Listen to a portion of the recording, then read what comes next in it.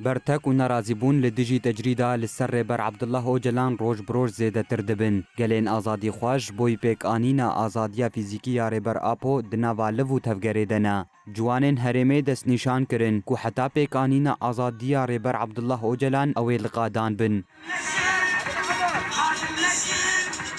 جوانين بيولاتي ام بيشنتي جبي حملي ردكن ودهاز دتر ام بكن غزمات بيولاتي جبكو دهاز دتر اشالاتيا بك ب اساس سركفني ريبر ابو ام ريبر ابو ازاد بجين وسربيا سي ماشما وهر عمل قادابن وهر عمل كولونابن وك جوان وك گشتي جواجي سربيا سي ام ديفيجن حياه ريبر ابو ازاد نبه حياه ازاديه فيزيكي ريبر ابو مسوگر نبه ام تجاری نسکن و هر چالکی ما بردام بکن. جای دشمن نکره جاوی ما بسکینه حتی من سالنگ هابه. هروها جوانان تکس کرن کو آزادیا گلان با آزادیا ریبر آپو و گریداییا.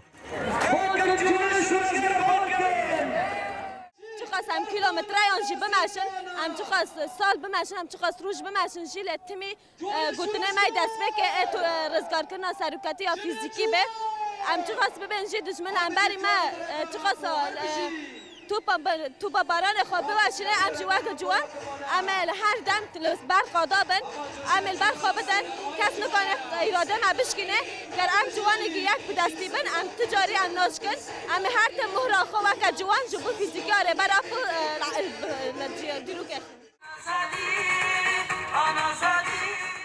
بانگین شکاندنا تجریده و آزادیا ریبر عبدالله اوجلان روش بروش زیده تر دبن لینه جواکان آبنتوی و نجی ریخستنین مافین مروفان با ارکا خوارانابن و خوال همبری کریارین لدجی ریبر آپو بیدنگ دکن.